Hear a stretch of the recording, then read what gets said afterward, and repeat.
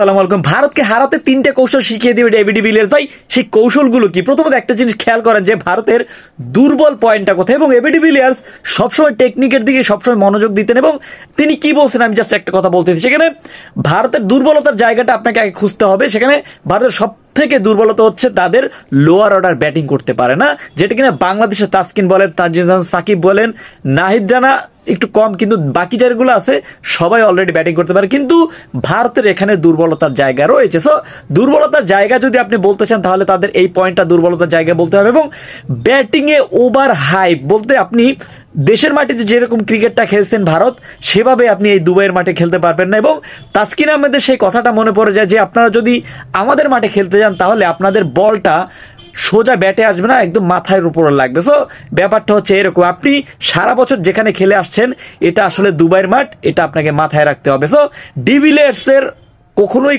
কোনো জায়গায় খেলতে অসুবিধা হয় নাই, তিনি বিষয়টা জানেন। এদিক থেকে আপনারা একটা কথা মাথায় রাখতে পারেন যে ভারত বাংলাদেশ ম্যাচ মানে আপনাকে বুঝতে হবে এখানে আলাদা একটা হাইপ থাকবে। ভারত পাকিস্তান একটা সময় অনেক মানে একটা প্রতিদ্বন্দ্বিতা হইতো, কিন্তু সেটা এখন বাংলাদেশ ভারতে নেমে এসেছে। কিন্তু খেলার আগে আমরা অনেকে অনেক কথা বলে থাকি যে এরকম হবে ওরকম হবে, কিন্তু দিন শেষে খেলার সময় আমরা ভারত থেকে অনেকটা পিছিয়ে পড়ি। কিন্তু এই সময়টা আপনাকে একটু মাথায় রাখতে হবে যে ভাই এখন একটা বাংলাদেশের যে সিচুয়েশনটা, সাকিব আল হাসান নাই, হ্যাঁ সমস্যা নাই, কিন্তু আমাদের দলটা নিয়ে তো এগিয়ে যেতে হবে, তাই না? সো বিষয়টা হচ্ছে এরকম, আপনি বাংলাদেশের যদি স্ট্রং জোন বলতে চান তাহলে আপনার অবশ্যই ফাস্ট বোলিং লাইন আপ, এবং যদি এখানে ফাস্ট বোলিং পিচ বানানো হয় তাহলে ভারতের জন্য একটি হুমকি স্বরূপ দেখানো হচ্ছে। নো ডাউট বাংলাদেশের ফাস্ট বোলিং নাহিদ রানা বলেন, তাসকিন আহমেদের সুইং বলেন, কিন্তু ভারত ওই দিক থেকেই পিছিয়ে রয়েছে। ভারত একমাত্র আপনি রোহিত শর্মা এবং বিরাট কোহলির উপর ডিপেন্ডেবল। আসলেই সে প্রথমে শুরুতেই যদি, যেহেতু জয়সওয়াল নাই, জয়সওয়াল কিন্তু ভারতের জন্য একটা এক্স ফ্যাক্টর হিসেবে কাজ করতো, কিন্তু সেটা আর এখন আর হবে না।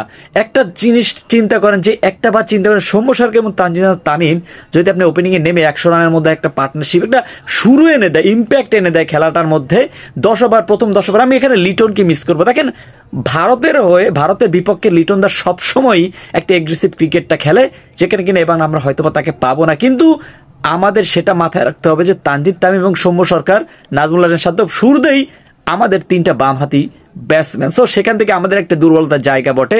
সো ওরাও এরকম ভাবে অ্যাটাকটা সাজাবে।